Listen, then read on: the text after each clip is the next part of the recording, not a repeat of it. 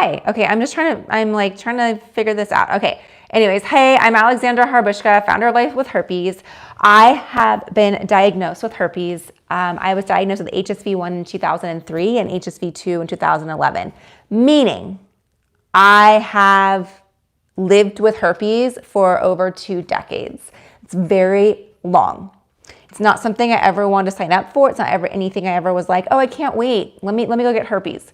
With that being said, though, I have dated, I have been rejected, I've been accepted, I have been single, I got married, I have a little boy, I'm a mommy, I've been pregnant with herpes, I've done all of these things. So I have definitely lived my life with herpes. So for those of you that have been on a live before, you know that I get hundreds of questions and I do myself to go through the questions in the order in which they are received. So how frequently are your outbreaks now? So that really depends on my nervous system and that really depends on my health. What do I mean by that? So my HSV1 oral, I rarely get any outbreaks. I've had it for 20 plus years and I've had 5 outbreaks. My second outbreak was 14 years after my first outbreak. So not very common, not very often, and I really didn't get them often. I most recently got an HSV1 oral outbreak. When I say recently, it was December, and I decided I wanted to start cold plunging because that's the new rave, right? Like cold plunge, so good for your immune system, good for this, good for that, good yada, yada, yada. I was like, okay, I'll start cold plunging. So I started cold plunging and I did it 3 days in a row. And immediately when I got out of the pool, I took my shower, put on my cream, I immediately got an outbreak orally. And I don't get outbreaks at all. It's very difficult for me to get an oral outbreak. So yeah, so that caused it for me. Now that doesn't mean that it's gonna cause an outbreak for you. If you are a cold plunger and that calms your nervous system and it makes you happy, I would say go for it. For me, my nervous system was like, shut the front door. This is not what we're doing, right? I see, so HSV1, very few. HSV2, I've had many outbreaks. For whatever reason, HSV2 is just a harder one for me to try to manage. And yeah, I've had many genital outbreaks, more than I'd like to even count. I go through seasons. So I'll go through seasons where I'll get lots of outbreaks, and I'll go through seasons where I'll be good and it'll be months and months and months. So it really is contingent, again, on my immune system and contingent on my nervous system. Okay. Susan says, what about foods? Okay, foods, that is a great question, guys. What about foods? So there's this thing called arginine and there's this thing called lysine. I have it pinned for you. I have the lysine pinned for you. It's in the shop right there. If you check it out, lysine is an essential amino acid. It's a protein that helps, excuse me, hold on.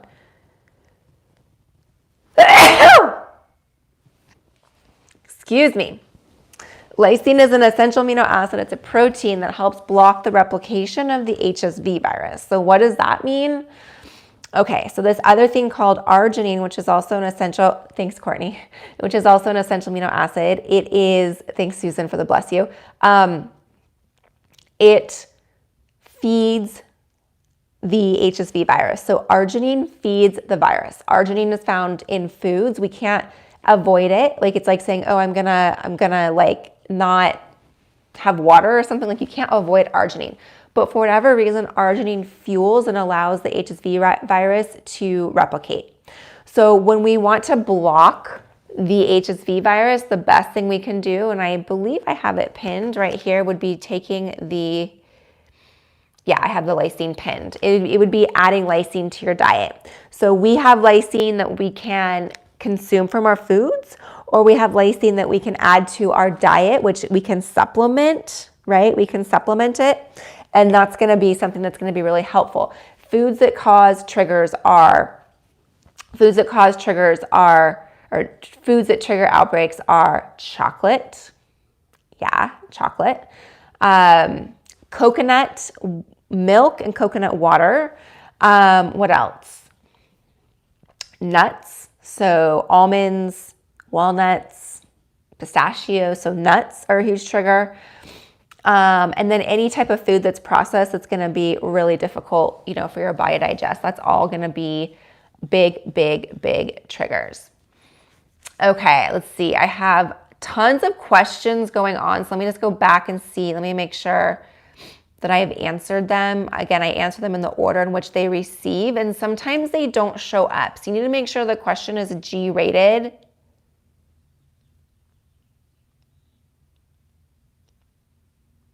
Okay.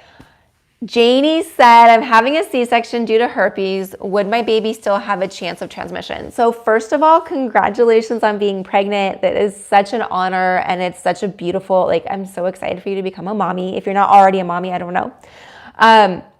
So if you want to go to my blog and check it out, I did do an interview with my doctor, 9 months pregnant. We talk about this.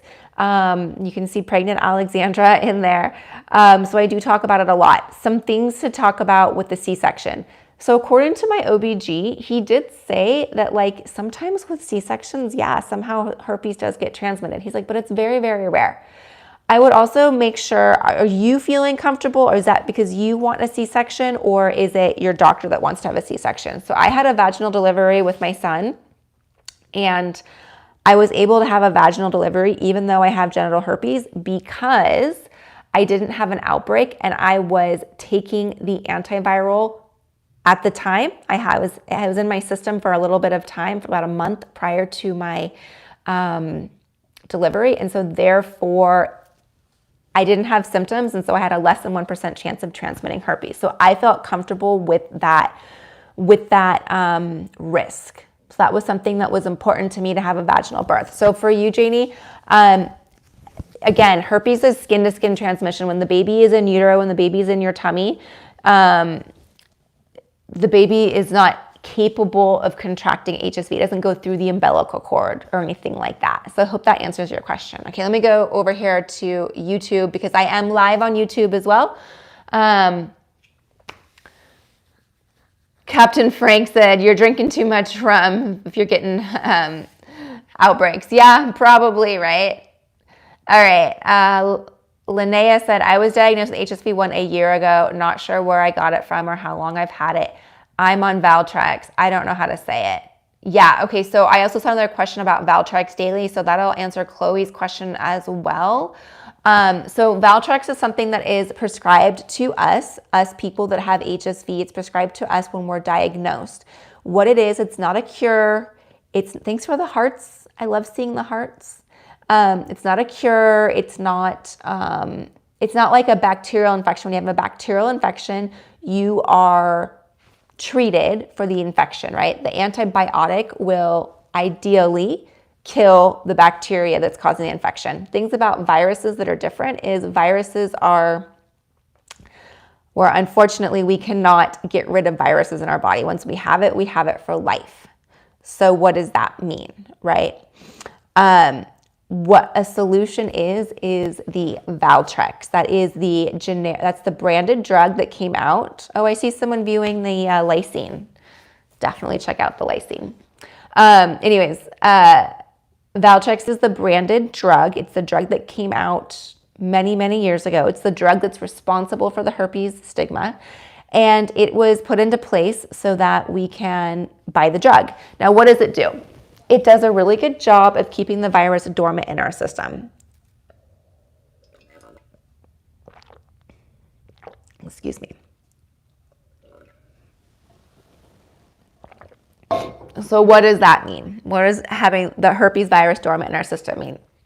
That means that we're not getting outbreaks, and that means that we're not having, we're not getting outbreaks. Now, is it 100% foolproof? Are you still going to get outbreaks with taking the antiviral, the Valtrex, valcyclovir, or acyclovir? Yes, you can still get outbreaks. Can you still transmit herpes? Yes, you can still transmit herpes. It lessens the transmission rate to 48%, so it definitely cuts it much lower. But many people that have back-to-back outbreaks will be recommended or prescribed by their doctor to take the antiviral. That was something that was recommended to me a long time ago, and I was on it for 3 years straight. I decided in my early 30s, I was like, I don't want to be on this anymore. This is not what I want to take. I just no longer want to take any sort of prescription. So I got off of it and I switched to Lysine, which is what I have right there, is what I have linked for you. And this is the only brand that I trust. There's lots of other Lysine brands out there, but this is the only one that I trust, and I have it linked for you. So does that answer your question about Valtrex? Valtrex daily would be considered a prophylactic, meaning you'd be taking it daily to help prevent outbreaks. Now, I want to fast forward because there's people that'll say like, I was getting outbreaks even though I'm on the antiviral. Why? 2 reasons why. 2 reasons. I'm not a doctor. Okay, so this is my own personal opinion. Reason number 1, you have a poor immune system. You have poor gut health or poor vaginal health. You're getting yeast infections. You don't have the good healthy gut bacteria. That's going on. Number 2 is your nervous system is in fight or flight. It's always ready to take off. It is in, holy shit, what is going on? There is a saber-toothed tiger coming at me. It does not get a chance to relax. So if that is you that are like, I'm getting constant outbreaks, I don't know what's happening, what is going on, I'm going to encourage you in my profile. I have a free course and I'm going to encourage you to check it out. Okay. So it is amazing. It is with Elisabeth Christoph. She's actually the guest speaker in tonight's support group call, which I'm really excited about, where we talk about the nervous system and how that basically is in control of all of our outbreaks. Like that's why we're getting outbreaks. That's why we get autoimmune. That's why we have other issues going on in our life, is truly because our immune system is not under, like it's not in check. It's telling us to hold its beer. We're not telling it to hold my beer, right? So I'm really excited about that, but I have all that linked for you if you want to check it out. It is amazing.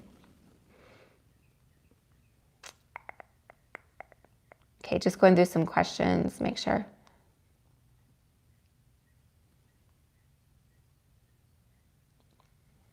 Herpetic whitlow. Maybe educate others. I'm currently on meds for it. Mine came from a cut from a kitchen knife on my finger. Ooh, I'm so sorry, Chris. So herpetic whitlow is herpes of the finger. So you can get herpes orally, you can get it ocular, you can get it finger-wise, or you can get it genitally. Guys, thank you for the hearts. I see them. I love them. So you can get them any sort of way. Herpetic whitlow was very, very common for dentists, because if you think about it, dentists had their hands in people's mouth. So it was very common back then.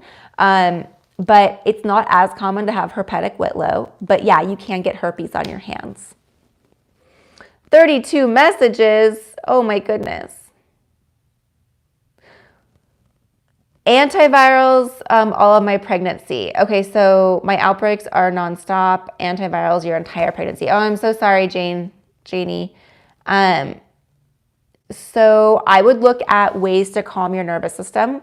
Like I said, I was just talking about it. It's in the profile if you want to check it out. It is a free course. It is amazing, really, really amazing. And you'll learn some ways to help get yourself out of the parasympathetic state. So that would be really, really helpful. I personally did not take antivirals when I was pregnant until the last week or last month of my pregnancy. Lysine, what is lysine? Lysine is an essential amino acid. It's a protein that helps block the replication of the HSV virus. So it's a supplement you can take that can help naturally with symptoms and things like that. So again, I take it daily. It's a non-negotiable for me. I don't mess around with it. I do have it pinned for you if you want to check it out. My daughter had a vaginal delivery with an outbreak. Her doctor thought it would be okay. She was on the antiviral. Oh my goodness, what happened to your daughter? Is the baby okay?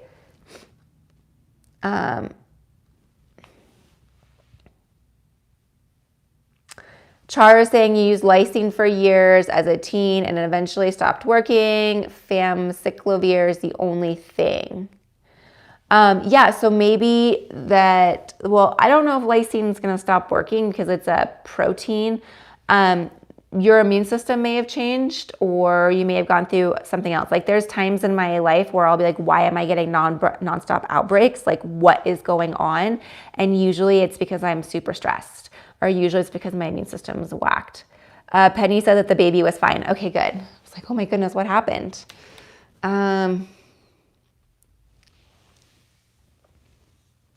Is it possible that you get herpes months ago and have symptoms only now?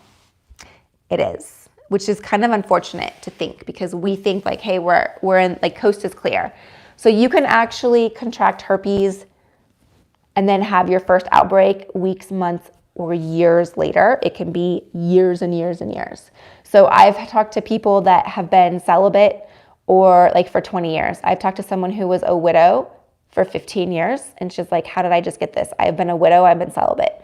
So yeah, herpes can lie dormant in our system and then pop up. Unless you're being tested for it, you're not gonna know that you have it. Hi, Alexandra, you're my favorite person, helping me and other people. You're a great mother. Thank you. Thanks, Angela. I appreciate that. Thank you, Angela. How kind. Someone just said, Shar, it can be your diet. Some foods trigger it, even if you take lysine. If you have lentils, forget it. That's funny. I love lentils. So Susan said, are you free to eat what you want without risk of an outbreak? So kind of on that.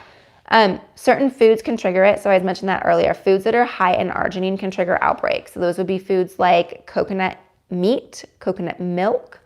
It can be chocolate, alcohol, nuts, peanuts. Those can all be really some pretty like dominant triggers for herpes outbreaks. Is it possible that the person who gave it to me was asymptomatic? Yes. So most people are asymptomatic, and that's why we don't always know that we have it. So unfortunately, they don't know they have herpes. So does everyone shed monthly even 10 years later? I don't know, Jenny. Yeah, shedding is something, it's such a like broad topic. We just don't know how often people shed. The longer you have the virus, the less often you shed. Someone said, I couldn't find my free course suggested on this live. I would go to lifewithherpes.com and you'll see it under shop. So it'll be that's for the nervous system. If you are a member of the Secret Society, Elisabeth is speaking in our support group this evening. So if you're a member, you definitely want to join our support group this evening. If you're not, obviously join, because she's like, the ability to have her is amazing. I wonder, let's see, start a poll. Creator tool. Let me see. Can I comment? Oh.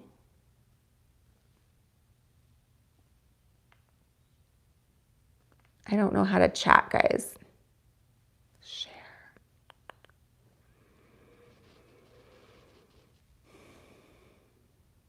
No.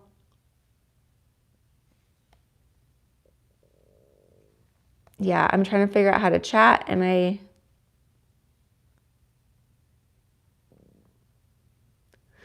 don't know how to chat. Sorry. But lifewithherpes.com and you'll see it. Can you get herpes from a razor? I mean, technically, yes, but it's not common. The HSV, any virus, a virus needs a host. A razor is not a host. Like a bacteria doesn't need a host. Bacteria needs food and water, and like just food and water and air. So you'd be more likely to pick up something bacterial from a razor instead of viral. So like I'll use my example right now with this cup, right? So like if I had an oral outbreak and took a sip, then had you take a sip in the exact same spot right after, could you get herpes? Yeah, right? Because it would be back to back. But if you came back later in the day and took a sip, probably not. So a razor, I mean, if it was like if you were shaving and you touched your outbreak and then you shared it with somebody else that had a cut, like it would still be pretty hard. Someone's saying take vitamin C every day. Oh, oatmeal, nuts, and lentils are also high in arginine. Yeah. I'm 3 years post. I've only had 2 outbreaks.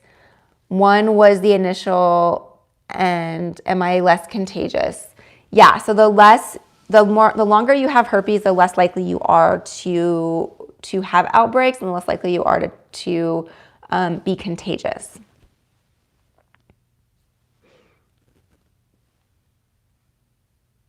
Is herpes related to fever blisters?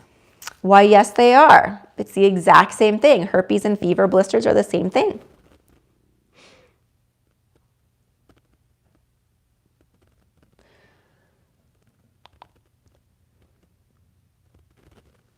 Someone saying taking Lysine for years ago made you get a ton more outbreaks. Yeah, maybe it was just your body. I don't know. If you're not, whatever you're doing and you're not getting outbreaks, keep doing that. All right, friends, I think I answered everyone's questions. I can't tell you how privileged I am to be live with you. I appreciate you all, and thank you. I will be live again, and I hope you all have a beautiful, beautiful Monday, and I'll talk to you all soon. Thanks.